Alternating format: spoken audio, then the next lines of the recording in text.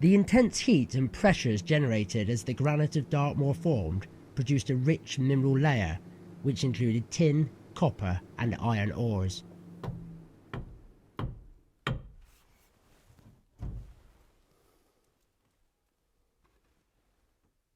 Hi, I'm hundreds of feet below ground in a mine extracting tin. Well, to tell you the truth, I'm actually here in the Museum of Dartmoor Life at the mining exhibition. And, did you guess right? This is a miner's pick.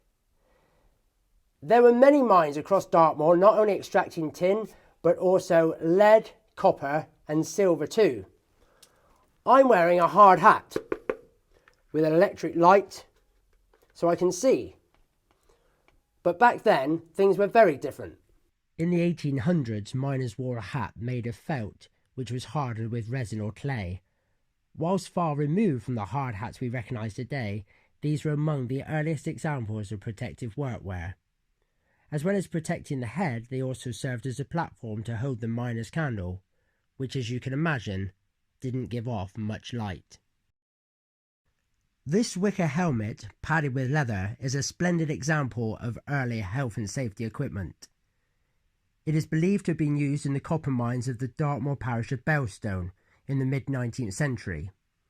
It was intended to protect the head of an injured worker being extracted from the mine. Let's head back to the surface. Behind me is Wheel Betsy, located on the edge of Mary Tavy near Tavistock.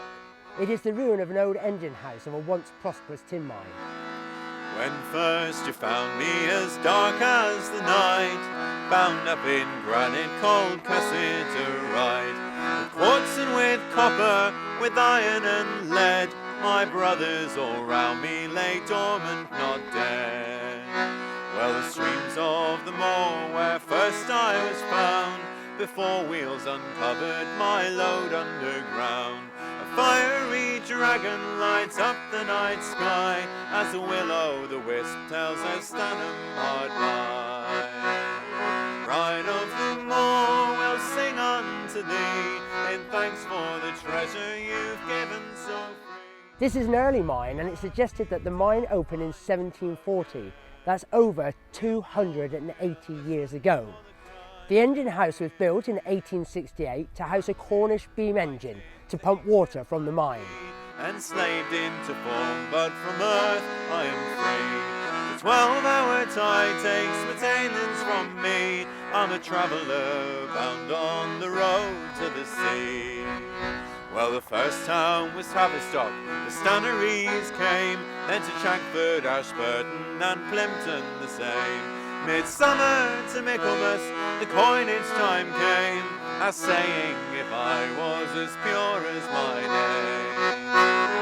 Pride of the moor, we'll sing unto thee, in thanks for the treasure you've given so free. Should we have need to come find you again, we'll call and we'll listen for the cry of the tin.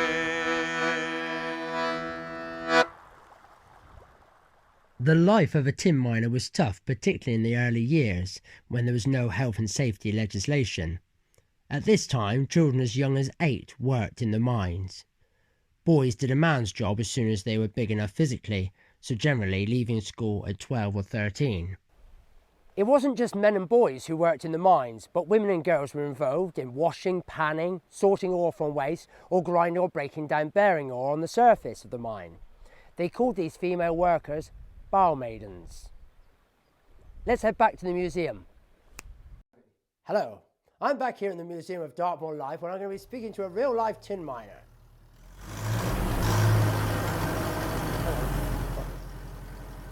Can you hear that, sir? Sir, I say, can you hear that? Can you hear that? I'm going to have to go and investigate. I'll catch you next time.